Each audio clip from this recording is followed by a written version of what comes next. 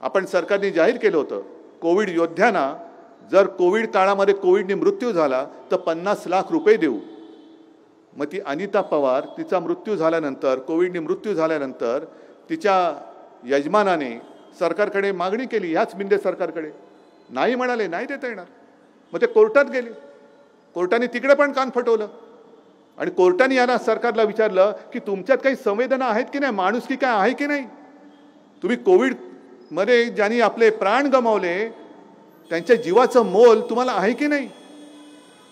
म्हणजे सगळं आणि सगळं फक्त माझ्या कॉन्ट्रॅक्टरसाठी, कोविडमध्ये मेले तर मरू द्या, कोविडमध्ये रुग्णाची सेवा करताना मेले तरी मरू द्या, अशा पद्धतीने हा कारभार चालणार असेल आणि आपल्या डोळ्यात देखत जर का माझ्या महाराष्ट्राचं आणि मुंबईचं वस्त्रहरण होत असेल तर तुम्ही सगळे मर्द नुसतं डोळ्यावरती पट्टी बांधून बघत बसणार? ही गद्दारी झाली ती केवळ शिवसेनेशी, केवळ माझ्याशी नाही झाली, ही गद्दारी तुमच्याशी पण झालेली आहे।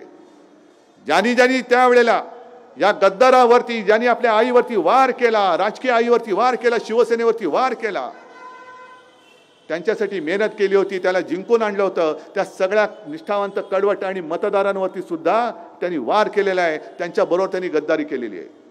आणि म्हणून मला असं वाटतं निर्णय काय हा स्पष्ट आहे। तुम्हाला निष्ठावान तुमचा खासदार पाहिजे की गद्दार पाहिजे हे तुम्ही ठरवायचं। निष्ठावान पाहिजे, पण आता आणखीन एक गोष्ट आहे, हे जरा दाखवा,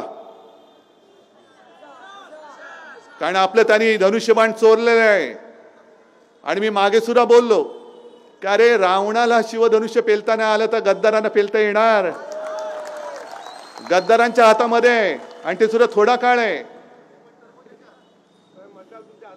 आणि मशाल द्या, माझ्याच काय, सगळ्यांच्या हातामध्ये मशाल द्या, द्या।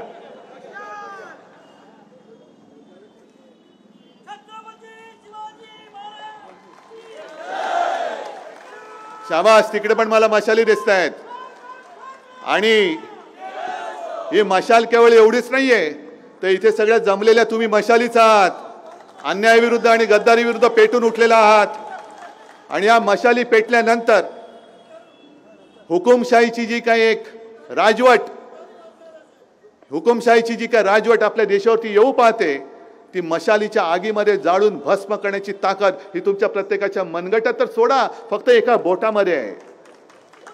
म्हणजे सगळ्यांना जे असं वाटतंय की मोदी सरकारचा पराभव कोण करणार, मुळामध्ये माझं म्हणणं आम्हाला मोदी सरकार नकोच आहे, आम्हाला भारत सरकार पाहिजे, आम्हाला भारत सरकार पाहिजे, मोदी सरकार नकोय।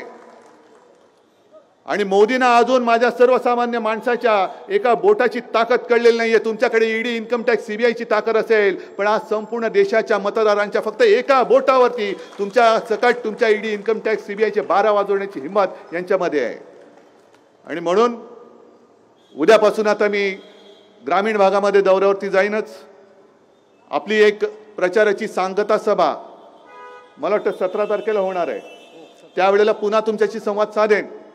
पण तोपर्यंत तुम्ही ही आपल्या या वॉर्डामध्ये आपली मशाल, जिथे जिथे आपल्या मुंबईमध्ये जे जे आपले मित्र पक्ष आहेत त्यांच्या निशाण्या या प्रत्येक कार्यकर्त्यांनी प्रामाणिकपणाने लोकांसमोर घेऊन जायचे आहेत।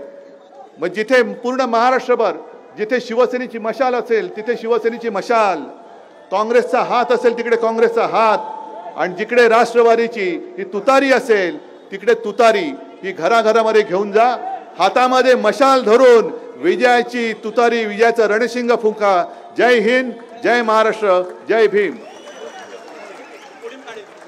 मध्ये अनिल देसाई यांच्या प्रचारासाठी, दक्षिण मध्य मुंबईमध्ये उद्धव ठाकरे यांची अनिल देसाई यांच्या प्रचारासाठी सभा झाली। यावेळेला त्यांनी शिंदे गट आणि भाजपवर जोरदार निशाणा साधलेला।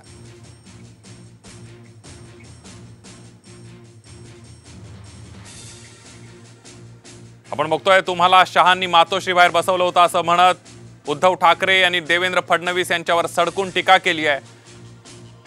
देवेंद्र फडणवीस नालायक असल्याचं उद्धव ठाकरे यांनी म्हटलेलं आहे। जाणीवपूर्वक मी अशा प्रकारचे शब्द वापरत असल्याचे उद्धव ठाकरे आपल्या भाषणात म्हणालेत। या भाषणामध्ये पंतप्रधान नरेंद्र मोदी, अमित शहा आणि देवेंद्र फडणवीस यांच्यावर सुद्धा निशाणा साधलेला आहे। देवेंद्र फडणवीस यांच्यावर खालच्या शब्दामध्ये टीका केलेली आहे। तुम्हाला शहांनी मातोश्री बाहेर बसवलं होतं, 2 मोठी माणसं आतमध्ये चर्चा करणार आहे, त्यामुळे तुम्ही बाहेर बसा। त्यामुळे देवेंद्र फडणवीस यांच्यावर शेलक्या शब्दामध्ये उद्धव ठाकरेंनी टीकास्त्र टाकलेलं आहे।